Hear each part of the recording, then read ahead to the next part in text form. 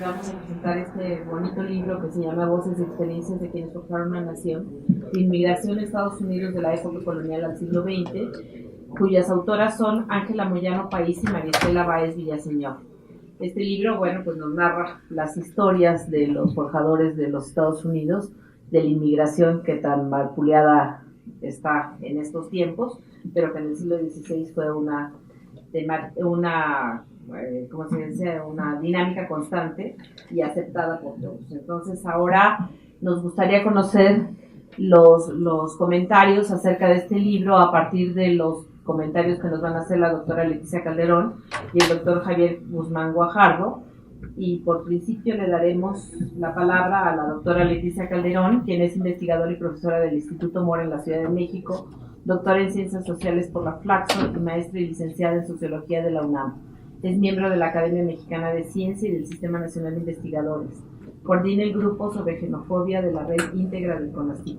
Ha publicado una veintena de trabajos en revistas y libros especializados y 3 libros de autoría o coordinación: La dimensión política de la migración mexicana, Votar en la distancia y Los superhéroes no existen, análisis de la primera elección en el exterior mexicano.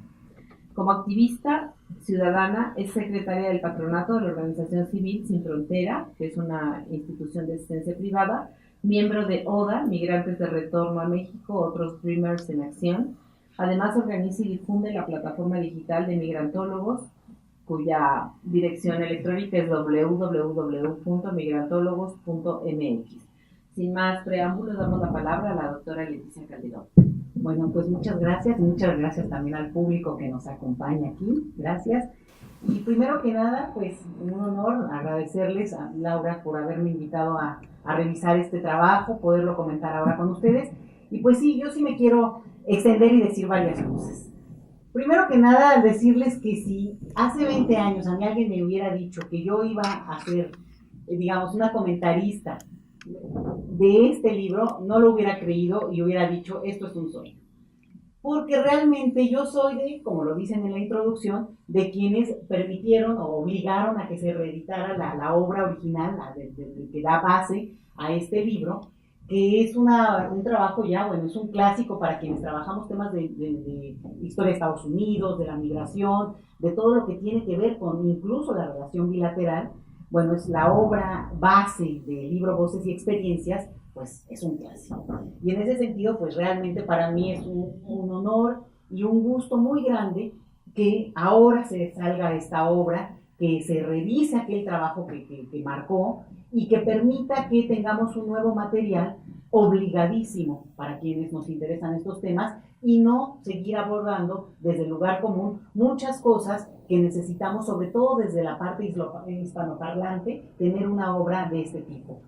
Hay una inmensa bibliografía en temas de historia de la inmigración en Estados Unidos, y bueno, la bibliografía es abundante en esto, en el libro de Voces y Experiencias, pero realmente para el caso mexicano, o muchas de estas traducciones son parciales, o no permiten tener este panorama amplio, general, generoso, que ofrece esta obra, que yo quiero recomendar ampliamente en ese sentido, ¿no? Entonces, bueno, ¿de qué va el libro?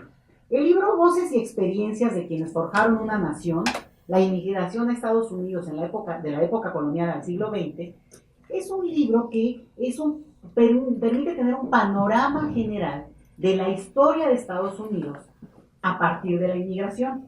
Y en ese sentido, yo me fui a sacar otro de mis libros, así como que de cabecera, de Oscar Hamlin, que dice: alguna vez pensé en escribir la historia de la inmigración en América. Después descubrí que la inmigración es la historia de Estados Unidos. Y yo creo que es una buena entrada para este libro, porque nos permite ver, y bueno, la reseña de absolutamente todas las comunidades que van llegando de manera diferenciada en diferentes momentos a Estados Unidos, permite que esta obra se divida en 3 capítulos de eje. El primero, pues obviamente, decías tú, Laura, desde el siglo XVI, ¿no? Que se empieza a consolidar ya un flujo de presencia europea, centralmente inglesa, holandesa, sueca, alemana, francesa, que llega y construye esa historia de ese Estados Unidos fundacional.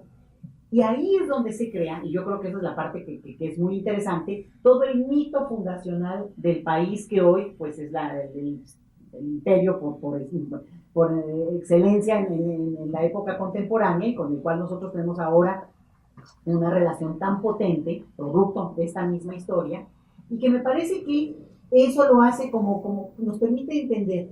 En México en general se conoce poco de esta etapa en términos de la historia de Estados Unidos.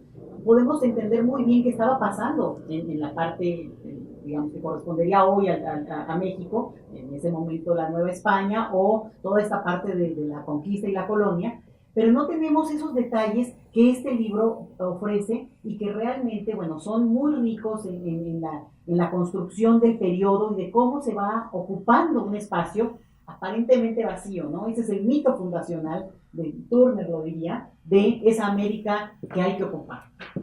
El punto aquí interesante es que justamente, bueno, incorporan un elemento que para mí fue realmente muy, hasta gozable, pese a que los testimonios son durísimos.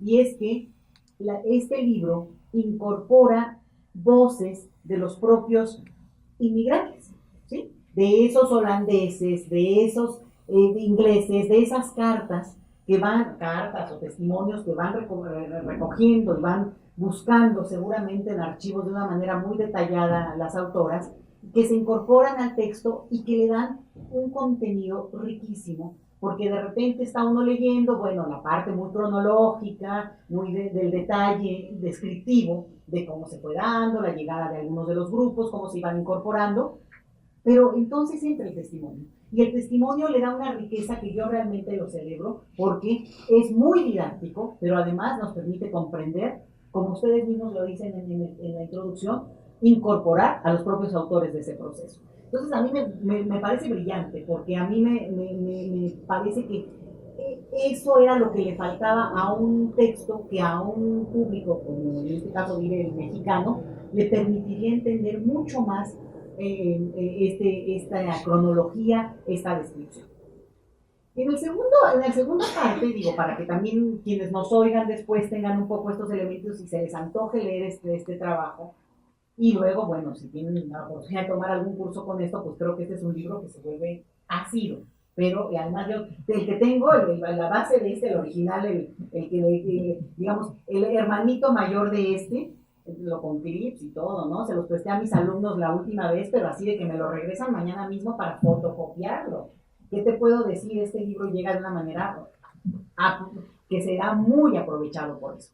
Pero entonces decía yo, en el segundo capítulo, solo de 3, decir que, bueno, se plantea ya esta expansión estadounidense a partir de la experiencia de la inmigración, donde todos estos otros grupos que constituyen la experiencia propiamente estadounidense en el sentido de ya una nación independiente, y se habla de los chinos, los alemanes, obviamente la primer parte de estos mexicanos que quedan, además en un territorio que anteriormente era la Nueva España, y después en esta cuestión que tiene que ver con la independencia, pues quedan atrapados entre un territorio que ahora es en ese momento Estados Unidos, escandinavos, noruegos, daneses, irlandeses, canadienses, que es una historia muy interesante, me pareció fascinante verlo también y cómo se va construyendo, decía yo, de una manera muy panorámica, ¿no? No es que aquí se va a acabar, sino es una forma de que uno puede entrar o profundizar en una siguiente etapa de estudios de estos temas, o partir de una base muy, muy, muy conocedora de esta experiencia. Aquí me parece que entran algunos asegúnes que ya empiezan digamos, porque claro, el mito fundacional estadounidense de la tierra vacía también está en el hecho de que la inmigración se construye por hombres libres que van llegando a esta tierra de promesas, y ese es el mito fundacional.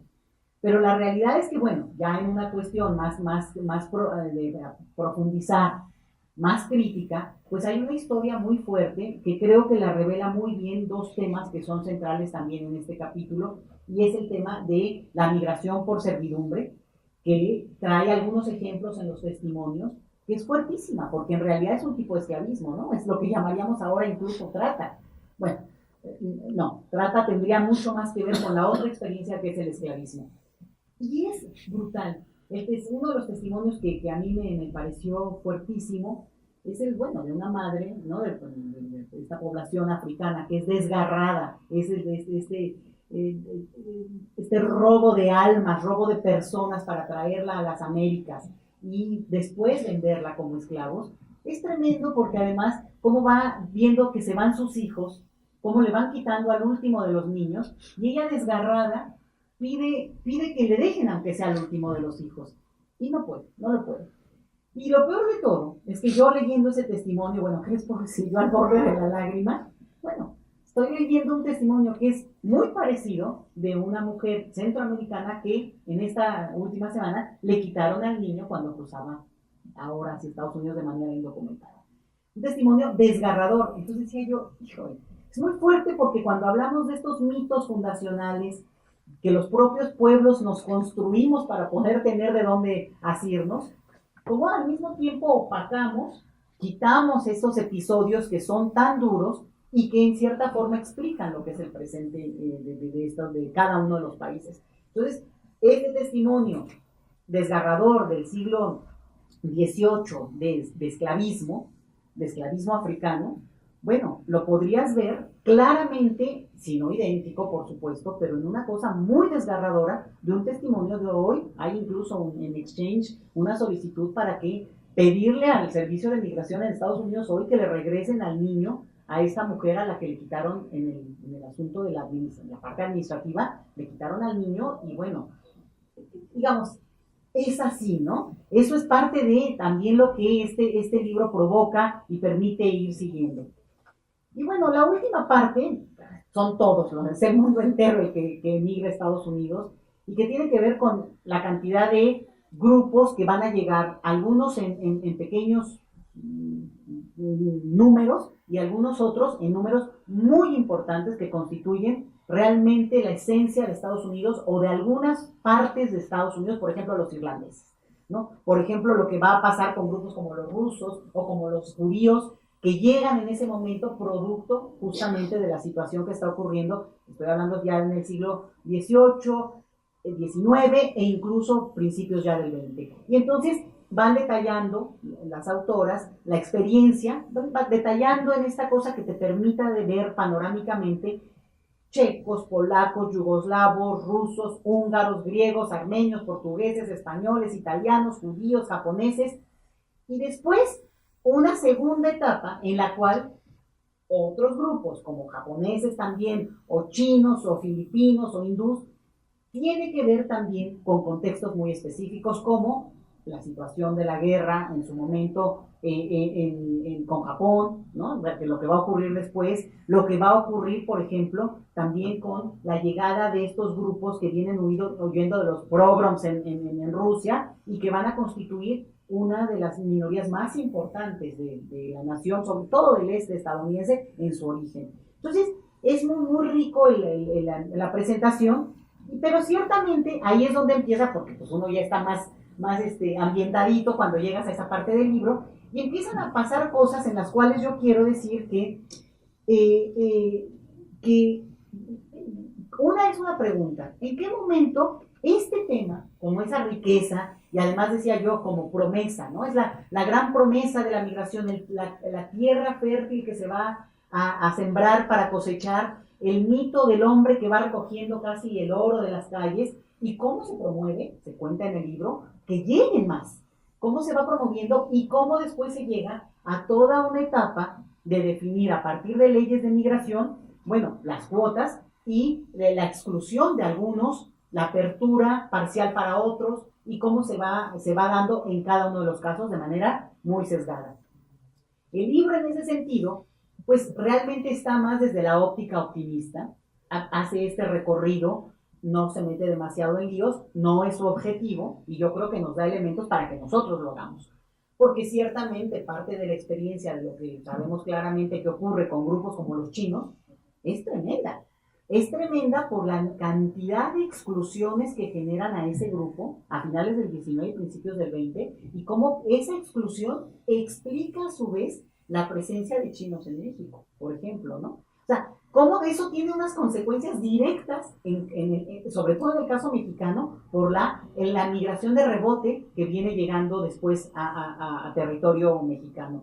en el caso, decía yo, de los chinos, pero va a ocurrir prácticamente con todos los grupos que van a pasar, de las comunidades que después llegan a asentarse incluso en el país, donde siempre Estados Unidos era esa idea del territorio que estaba casi inmediato y que, bueno, al que iban a llegar casi caminando, cuando obviamente es un territorio enorme. Digo, juntándolo esto con la historia también de la migración de México, que yo creo que eso es parte de lo que después se podría reflexionar mucho a propósito de este libro. Una de las cuestiones que a mí me parece que podría o que valdría la pena que en el libro, no tanto el libro, sino yo creo que las que serán las reseñas y en todo caso lo que el libro aporta, es que no hay mucha reflexión o no hay mucha mención sobre las razones que originan la migración de los países de origen, ¿no? Y en ese sentido, bueno, esta dualidad de, pues mientras haya empleo allá y acá pobreza, acá en cualquier lugar, quiero decir, puede ser Rusia, puede ser Irlanda, puede ser México, ¿no? Aquí no estamos hablando solo de México, se entiende que se da y se seguirá moviendo ese motor de la migración, se dice varias veces y se concluye con eso el propio libro.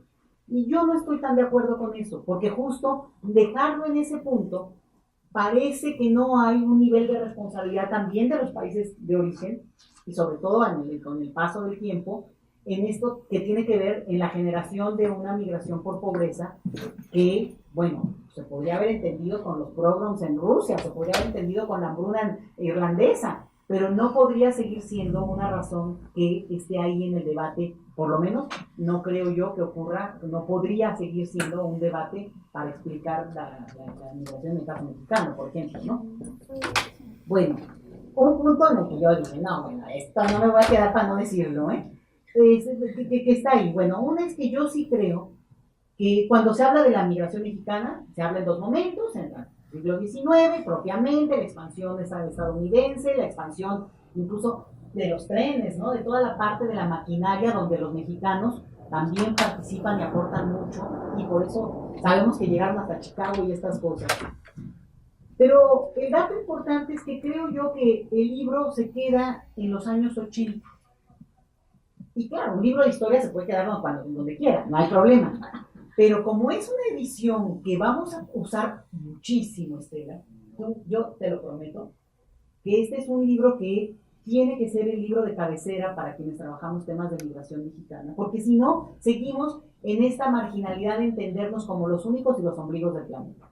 Y entonces no entendemos nada, ¿no? O no entendemos en esta riqueza que sí constituye el aporte que tiene el libro. Entonces, por ejemplo, una de las cosas que a mí me parece que sí le falta es que el libro construye bien, bueno, no, digo, insisto, de manera panorámica, no pretende profundizar porque no podría, serían 10 tomos, ¿no? Y si no, vaya usted a leer la cantidad de libros que hay sobre el tema. Pero lo que sí es que en el caso mexicano, y sobre todo dado que se escribe desde México, se queda en los 80 y cuando yo dije, ¿y cuánto ya no? Pues es que eso ya va para finales de los 70, ya va para 40, o sea, ya son 4 décadas que incluso para los historiadores ya ameritan, ¿no? Ya, porque yo decía, bueno, pues yo estoy desde una perspectiva más sociológica, tal vez yo quiero ver la coyuntura, y no, sí ya amerita incluirlo, y yo dije, no, pues, aunque sean las 5 o 6 cuartillas que les hace falta, pues después en la siguiente edición me dice si yo le entro, si hubiera chance. ¿Por qué? Porque si no, no entendemos algunas cosas que son el presente.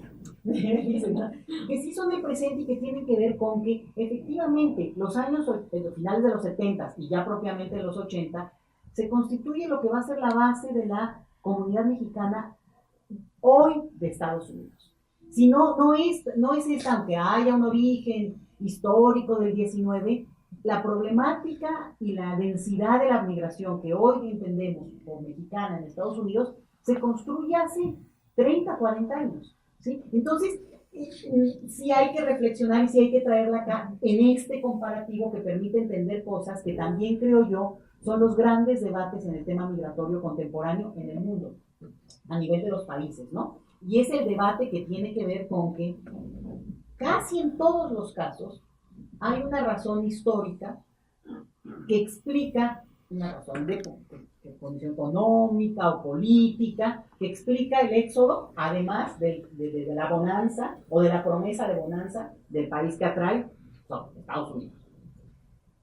Pero al mismo tiempo, esto genera y ha generado a lo largo de los 2 siglos una deuda histórica que los países, los estados, han en algunos casos decidido pagar y en otros la deuda histórica permite entender, digamos, el conflicto social que está ahí. Y me explico en esto. En España, y vaya que es lejano, hay una ley para resarcir justamente esta deuda que hay con la comunidad sefaradí expulsada de España en 1400, ¿no? Ni más ni menos, por los reyes católicos.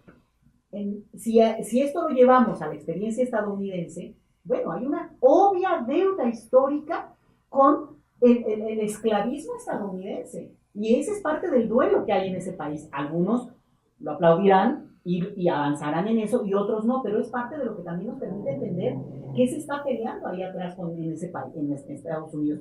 Y lo diría para cualquiera de las comunidades, lo diría para México también. Entonces entra aquí, bueno, es que ellos, el desarrollo acá y pobreza acá. Primero, bueno, pobreza pondría otra vez en discusión, pero realmente el origen de mucha de la migración tiene que ver también con un perfil que se favoreció para que emigrara y que entonces nos permitiría también entender cuál es la deuda, digamos, que es simbólica, si ustedes quieren, pero está ahí y es parte también de lo que envalentona a unos grupos y le quita argumento a otros, que yo creo que son interesantes para el debate. Y, por ejemplo, hoy uno de los grandes temas que se discute, el día de hoy en Estados Unidos, es que están por terminar algunas de las leyes que han permitido que algunas comunidades permanezcan en Estados Unidos, como los que son realmente los más importantes hoy, salvadoreños, hondureños, haitianos y mexicanos.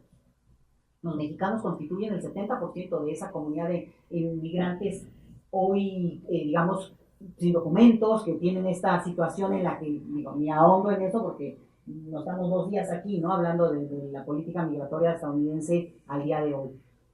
Pero, por ejemplo, la cancelación en Estados Unidos por parte del presidente Donald Trump del TPS, del temporal, exacto, ¿no?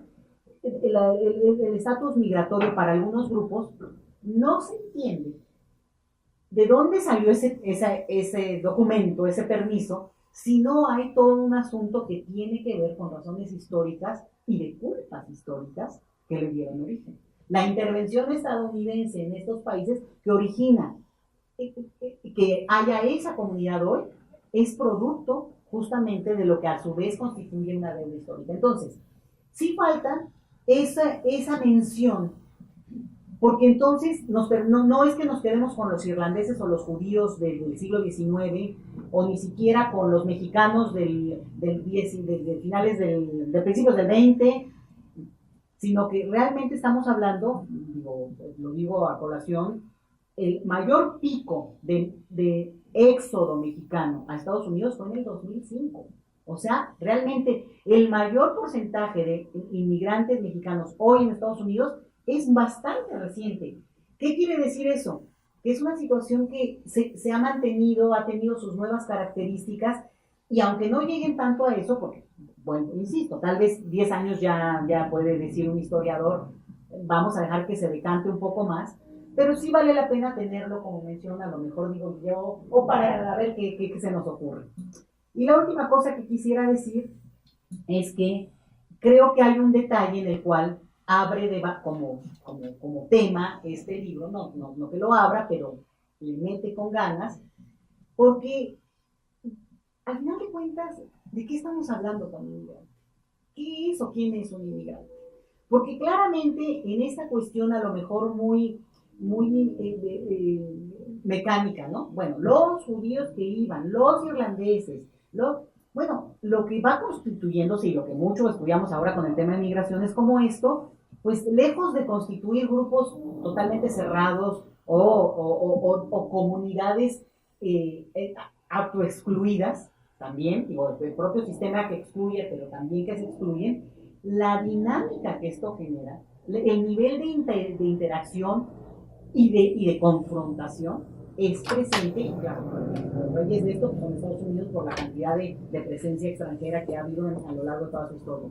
Pero entonces cuando se habla de los inmigrantes, y luego se hace una distinción con los refugiados, que por cierto se señalan solamente a los asiáticos. Bueno, a mí ahí me entró la duda, que me permite, no por el libro, sino para discutirlo, porque eso es parte del debate contemporáneo, sobre lo que constituye claramente la migración forzada, que es esta migración donde la persona no tiene opción y decide no tiene condiciones para permanecer en el lugar donde vive, y entonces esta es una migración forzada, y por tanto lo hubiera sido la migración irlandesa, por ejemplo, ¿no? Que es de las más conocidas, o prácticamente cualquiera de las europeas de ese momento, de este 19, de principios del 20, pero cuando se habla acá de los refugiados asiáticos que reconoce Estados Unidos como tales, bueno, tenemos que la mayoría de los países tienen una presencia en términos de refugio muy importante, y no sé, da para debatirlo, si podemos separarlos de esa manera o incluso incorporar el debate a propósito de la propia revisión histórica que se hace,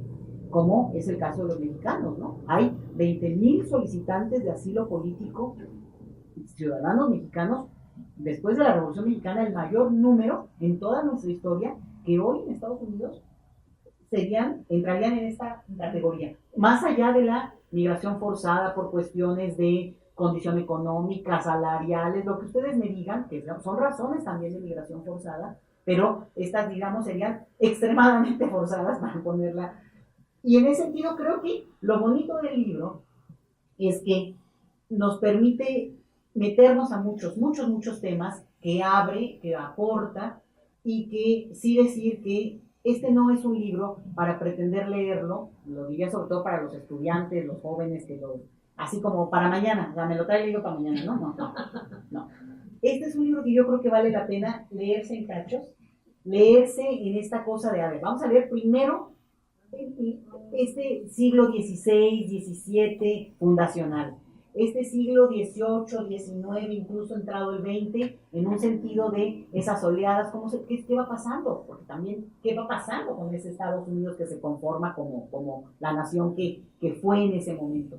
Y después, ya el 20 y el 21, que yo digo que hay que incorporarlo, para cuando ya haya chance, o en el debate mismo. Entonces, mi sugerencia es justo verlo como estos libros de cabecera que tiene uno ahí para decir, hoy toca que avancemos en esto, sigue, pero que al mismo tiempo es suficientemente panorámico para dar bases sólidas que, decía yo, nos permitan salir del lugar común, no repetirnos en un discurso en el cual solo hay una migración, aunque es efectivamente hoy la mexicana, muy potente, muy importante, pero por lo menos de los 80 para acá, ha habido una explosión de migración en toda América Latina, que también en todo caso la dejo mencionada, pero que no está ya de más, porque habla otra vez de la riqueza de esa nación en ese sentido, y al mismo tiempo del gran debate que hoy tiene ese tema, que no es menor. Felicidades. Realmente hay algunas fotos muy interesantes también, y los testimonios de verdad que le dan mucha solidez, mucha riqueza, y es un aporte que yo reitero que vale mucho la pena ser conocido por el público mexicano, por los estudiantes, por los profesores, y yo creo que es muy rico, además, bueno, obviamente una pluma excelente, que yo eso siempre lo he pensado, muy didáctica, muy suelta, que de verdad ojalá que muchos colegas también se animen a leerlo, aunque no sea su tema de expertise. Muchas gracias. Muchísimas gracias, Leti, por esta lectura tan atenta y estas propuestas que haces tan interesantes para que las autoras, se animen a continuar en este arduo trabajo de la inmigración. Y ahora damos la palabra al doctor Javier Guzmán Guajardo, profesor de la licenciatura en Historia en la UAM Iztapalapa, licenciado en Historia, maestro en Educación, actualmente en el doctorado en Historia por la UNED. Imparte cursos de Historia de México siglo XX y coordina el Laboratorio de Historia de la UAM. Sin más preámbulo, damos la palabra y la bienvenida a Javier Guzmán Guajardo. Muchas gracias. Pues gracias sobre todo por la invitación a presentar este libro, que fue una experiencia muy grata, muy amena. Ahora disculpen que lea un poco, lo que pasa es que si no se me va el avión. Bueno, voces y experiencias de quienes forjaron una nación un libro de historia de Estados Unidos de Norteamérica que Ángela Moyano y Estela Báez escribieron pensando en el público hispanohablante. Un texto que sin duda cobra vigencia y relevancia en un momento en que las relaciones México-Estados Unidos entran en una nueva dinámica. Su publicación en este año coincide con la llegada a la Casa Blanca de un radical nacionalista que hace renacer los viejos odios racistas y antiinmigrantes. Es posible que el lector encuentre aquí algunas respuestas a las interrogantes en torno a la relación de los Estados Unidos con el mundo, pero especialmente con México. La inmigración es el hilo conductor que emplean las autoras para encontrar las voces de quienes forjaron a los Estados Unidos. No es novedad decir que ese país fue hecho por migrantes, pero sí lo es la perspectiva que nos ofrecen Moyano y Báez a través de los documentos que aportan y nos acercan al pensamiento de los migrantes. Así caracterizan y dotan de personalidad a los grupos humanos que protagonizan esta historia. Para abordar el tema identificaron tres grandes etapas: la colonial, del siglo XIX y del siglo XX. En cada una de ellas hacen énfasis en las razones de cada grupo para migrar, las condiciones de su viaje y cómo, de acuerdo a su origen, se acomodaron en su nuevo hogar. Dejan claro que todas las clases, las bajas, las medias y las altas, se aventuraron desde el siglo XVII en busca de los más diversos horizontes, tales como una nueva condición económica, libertad en vez de la persecución política o el racismo, o por su religión o simplemente por fines de lucro. Los lugares de procedencia, muy diversos, como para empezar distintas zonas de Inglaterra, Escocia, Irlanda, Francia, Alemania, Europa del Este, China, Japón, marcaron las diferencias psicosociales y culturales que influyeron en la formación de este nuevo país. Paso a paso nos dejan ver cómo se fue constituyendo un proyecto que, si bien llamó en un inicio a los migrantes para hacerlo posible, ahora inhibe su arribo argumentando razones de la supervivencia del mismo proyecto. Quienes abrieron el camino en la etapa colonial llegaron de Inglaterra con ideas diversas y a veces contradictorias de lo que debía ser la tierra de la libertad. Pero para algunos se trataba de libertad de credo, otros económica y algunos más de pensamiento. Caso particular es el de los negros de África, puesto que su migración no fue voluntaria. Llegaron en cadenas y, sin embargo, aún así aportaron sus rasgos culturales. Queda clara la diferencia entre esos esclavos y los sirvientes escriturados, artesanos, comerciantes, campesinos y hasta prisioneros que, pese al orden de sus condiciones de viaje y pesados trabajos, tenían la posibilidad de la movilidad social, aunque no todos lo consiguieron. Y me parece que no hay datos suficientes para saber en qué proporción lo lograron o no, pero como se puede ver en los testimonios, al parecer la mayoría coincidía con la idea que, cito, ubi panis ibi patria, la patria es donde se encuentra el pan. Algo que llamó mi atención es la forma como narran el fin del periodo colonial y la entrada al siglo XIX, y que sirve de antecedente para señalar las diferencias entre lo que llaman la vieja y la nueva migración. En la primera encontramos a los británicos, por supuesto, también a los alemanes, escandinavos, noruegos, daneses, irlandeses y canadienses, por ejemplo. De alguna manera estos son los que encajaban mejor en la vieja idea del WASP. Mientras que en la segunda se trataba de los, por así decirlo, menos deseados: checoslovacos, polacos, yugoslavos, rusos, húngaros, griegos, armenios, españoles, italianos, judíos, japoneses, entre otros. La vieja inmigración resulta entonces la de los grupos que por su raza y características socioculturales sí eran bienvenidos, mientras que la nueva era mal vista, porque se trataba de nacionalidades que ellos tomaban como no muy trabajadoras o no aptas para la democracia y el modo de vida de los Estados Unidos. Ya a mediados del siglo XIX resalta, por supuesto, el caso mexicano, quienes antes de encajar en la nueva migración fueron inmigrantes en su propia tierra. Como consecuencia de la pérdida de Texas y demás territorios, cito, se estima que entre 80,000 y 90,000 mexicanos pasaron a ser estadounidenses de forma automática. Dentro de todo el mosaico racial y cultural que nos dibujan en este libro, los mexicanos son diferentes por sus patrones de migración que no corresponden a los de otros. Por ejemplo, la cercanía, o contar con parientes del otro lado, la posibilidad de trabajar y vivir de uno u otro lado, es decir, que pueden cruzar muy fácilmente la frontera, o que han buscado oportunidades al otro lado, pero también han sido requeridos en diferentes momentos. En los encuentros y desencuentros entre mexicanos y norteamericanos, la razón de los primeros ha sido esencialmente la misma, la económica. Aunque eso no significa que el fin último fuera la migración definitiva. Muchas veces se trataba solo de obtener dinero para regresar a sus pueblos de origen con su familia. Igualmente, a lo largo del siglo XIX, se fue gestando un nuevo choque cultural entre inmigrantes, y que al parecer vivieron todos sin importar su origen. Me refiero a un distanciamiento entre, por ejemplo, los italianos que arribaban con los italoamericanos, los alemanes con los germanoamericanos, los judíos con los judioamericanos y, por supuesto, los mexicanos con los mexicoamericanos, o bien los llamados chicanos. ¿Podría tratarse esto de un distanciamiento social, cultural o político entre viejos y nuevos migrantes, como lo proponen las autoras? Acerca de esta situación, por ejemplo, es muy elocuente la caricatura donde se ve a los hijos de los viejos migrantes rechazando la llegada de los nuevos. Moyano y Báez describen con mucha claridad cada tipo de inmigrante partiendo de sus orígenes, pero sobre todo de sus razones, intereses y la forma como resuelven su problemática. Así tenemos, por ejemplo, otro caso que guarda similitud con los mexicanos por su cercanía, aunque con sus particularidades. Los provenientes del territorio que hoy conocemos como Canadá. Lejos de llevar a nativos norteamericanos a emigrar, se trató de franco-canadienses. Como resultado de la victoria inglesa en la guerra con Francia por esos territorios, Canadá pasó al sistema político y económico de los vencedores, que rechazaron a los descendientes de los francos, entre otras razones por su catolicismo, de tal forma que fueron hostilizados en su propia tierra, cultural, social y económicamente. De ahí su necesidad de cruzar la frontera sur en busca de un mejor trato.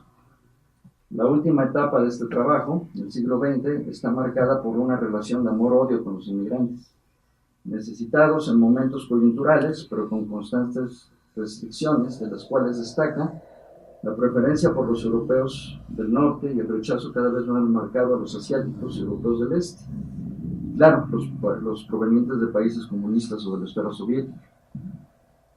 Una vez más, sobresale el caso mexicano por su migración masiva y continua, así como por los incentivos para atraer su mano de obra, no solo norteamericano, alternados con deportaciones igualmente masivas. En esta etapa se distinguen tres momentos claves para la migración mexicana: la Primera y Segunda Guerra Mundiales, así como la Guerra de Corea. El gobierno norteamericano permitió su entrada para cubrir la mano de obra que partió a la guerra, para expulsarlos cuando los soldados comenzaron a volver. Sin embargo, esta situación pondría de relieve la diferencia de intereses entre el proyecto de nación del gobierno y los de los empresarios manufactureros y agrícolas que prefieren hasta la fecha la mano de obra mexicana. A este respecto, me parece que el texto contiene una muy buena descripción del Tratado Bracero, vigente entre 1942 y 1964, periodo en el que hubo cambios en la relación México-Estados Unidos marcados por la cercanía y la política del buen vecino, pero también por el incremento de los mexicanos estadounidenses, que según los datos que nos aportan, era de casi 4 millones, situación que derivó en organizaciones de protección a los mexicanos en Estados Unidos. Las autoras cierran su análisis señalando de forma acertada que, así como la inmigración fue parte fundamental de la construcción de los Estados Unidos, continuó siendo el tema de mayor relevancia para la política estadounidense al término del siglo XX, y lo es hasta la fecha. Se puede pensar que en un principio Estados Unidos tuvo la virtud de ser el primer país de la era moderna de recibir inmigrantes como política de Estado, y sin embargo ahora lo ven como su mayor problema. Y su respuesta ha sido, por un lado, el incremento de grupos nativistas radicales, y por el otro, la política de cuotas.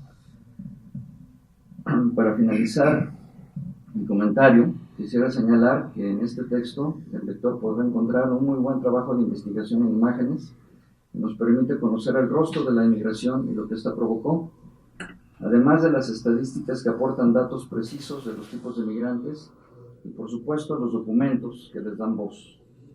Bueno, solo quisiera invitar a la lectura de este libro, que tiene un estilo narrativo muy ágil y ameno para todo público. Y además, bueno, estoy totalmente de acuerdo con que amerita una actualización, ¿no?, al siglo XXI. Muchas gracias. Muchas gracias, maestra Javier Guzmán. y por habernos presentado estas diferentes etapas, diferentes tipos de migración y las problemáticas que conllevan también todos estos cambios en el tiempo y en los diversos países que fueron a radicar, digamos, a los Estados Unidos. Y ahora, pues le toca la voz a las autoras, y desgraciadamente la doctora Ángela Moyano Paiza no pudo venir.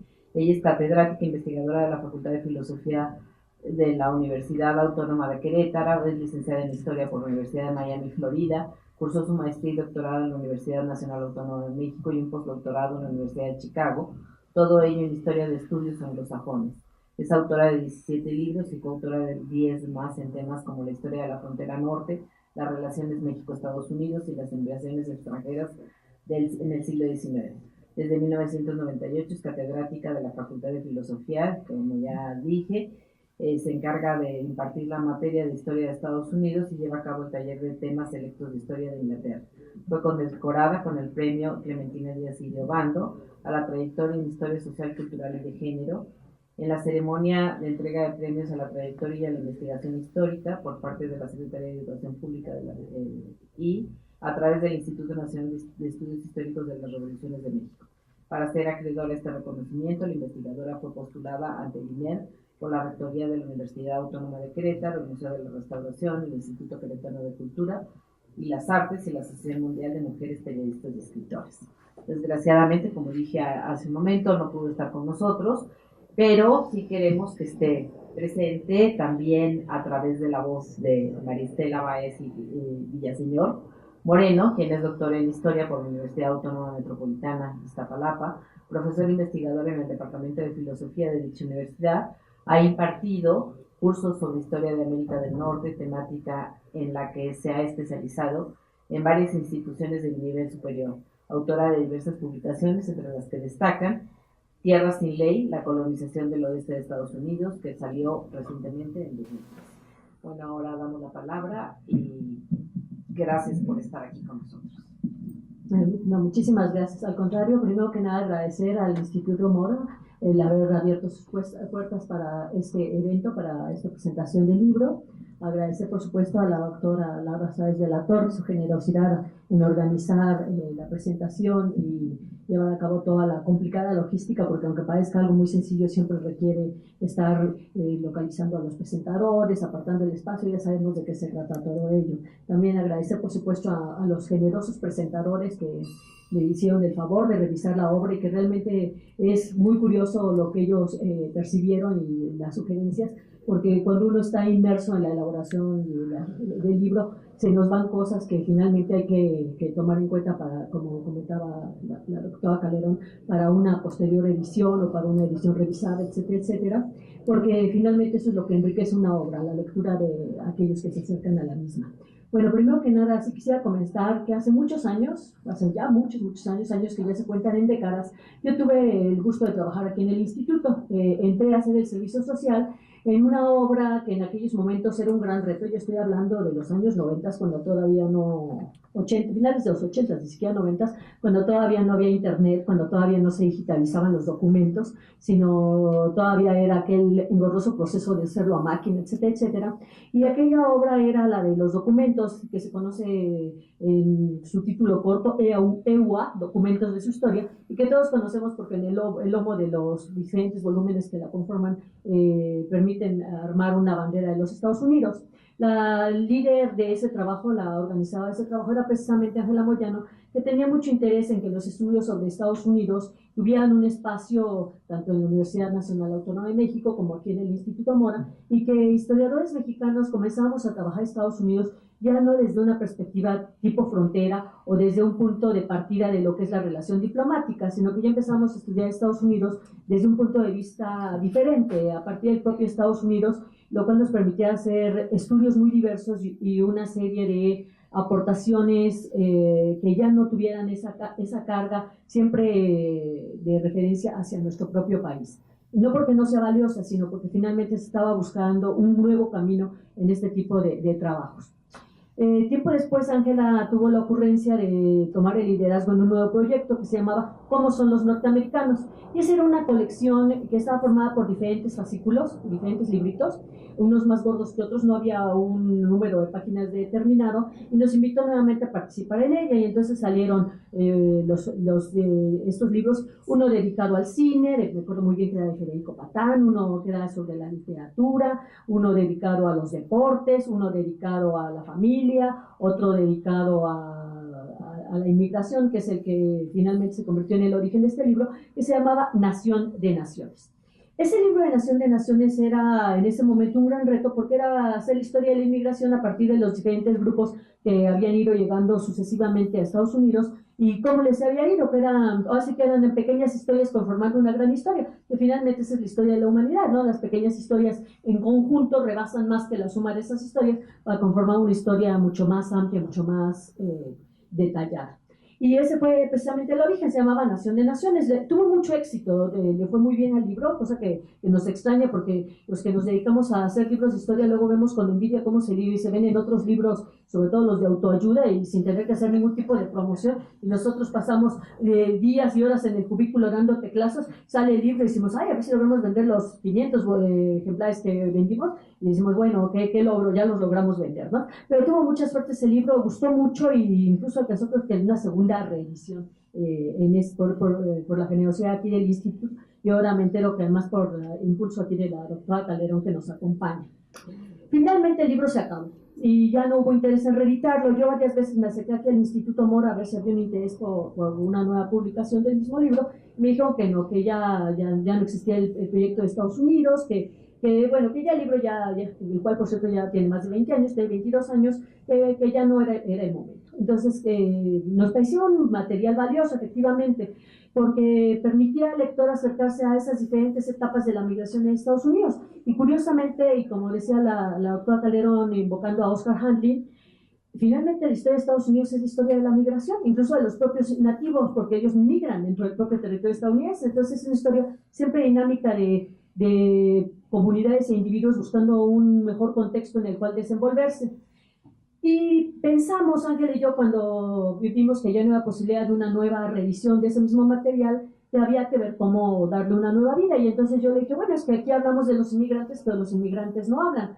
¿Por qué no hacer una investigación, ubicar documentos que hayan generado los propios inmigrantes sobre su experiencia en este nuevo territorio o lo que fue el propio viaje dejando su lugar de origen e intercalarlos? Porque entonces sería muy bonito, se me ocurrió, a platicar de la inmigración de los esclavos y luego que un esclavo diga cómo le fue, y entonces le damos esa voz y recuperamos su experiencia, y de ahí salió el título, Voces y Experiencias, porque dijimos, bueno, usted le puede dar otro tipo de vitalidad al libro, y además finalmente recuperamos esos documentos, algunos pocos ya estaban traducidos gracias precisamente a esta obra de EUA, Documentos de su Historia, pero muchos otros no, y entonces se convirtió en un reto estar ubicando los documentos, a ver de quién encontrábamos, ¿no? Básicamente, a ver, ya encontré uno de un checo, está padrísimo, sí nos sirve, porque había algunos documentos que realmente no nos eran útiles, porque aunque sí eran de un inmigrante, no hablaban de la experiencia migratoria. Entonces fue interesantísimo y yo disfruté mucho armar nuevamente esta propuesta,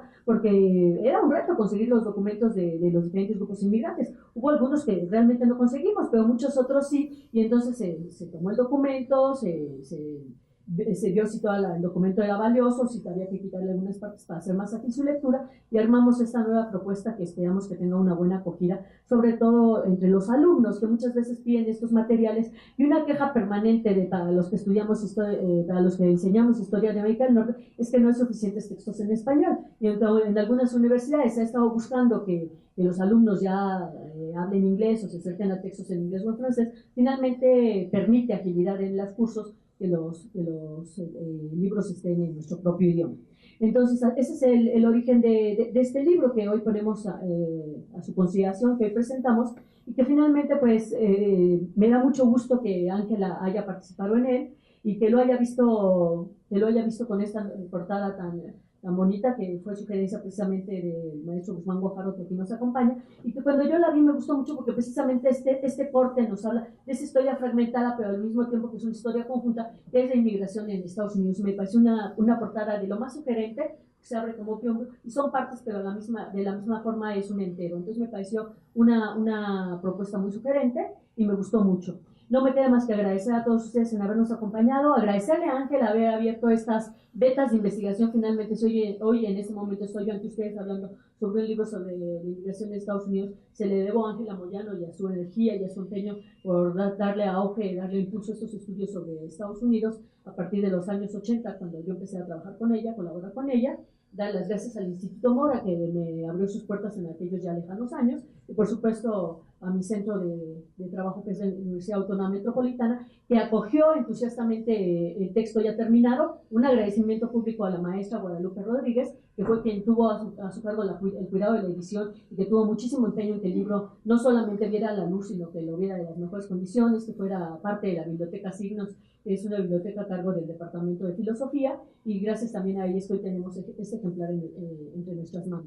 No me queda agradecer más que a estas dos instituciones y a todos aquellos que estuvieron involucrados en el proceso de elaboración de este texto, que esperemos realmente que guste, porque finalmente a eso es lo que nos gusta a los historiadores, ¿no? Hablar con quienes estuvieron antes que nosotros, a esos inmigrantes que el viaje fue tan arduo, que fue tan complicado, dejar sus tierras de origen en un barco, jugarse la vida en alta mar, después llegar a una tierra en que no sabían si iban a ser bien recibidos, y aun cuando fuera hospitalario el recibimiento, no sabían cómo les iba a ir. Y hoy en día, con esta revolución de las comunicaciones, realmente ya no hay distancia, ¿no? Nos podemos comunicar con alguien en el lugar más recóndito del planeta en cuestión de segundos, y eso nos permite valorar más la experiencia de esos inmigrantes que dejaron todo atrás, buscando siempre un mejor mañana.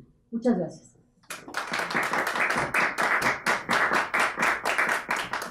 Pues muchísimas gracias. Vamos al maestro Javier Guzmán, a la doctora María Estela Báez Villaseñor, a la doctora Leticia Calderón, a la doctora Ángela Moyano, que no pudo acompañarnos, pero que seguramente le gustará mucho escuchar estos comentarios acerca del libro. Y no me queda más que decir que el libro lo pueden adquirir afuera y que seguramente va a ser todo un éxito. Muchas felicidades.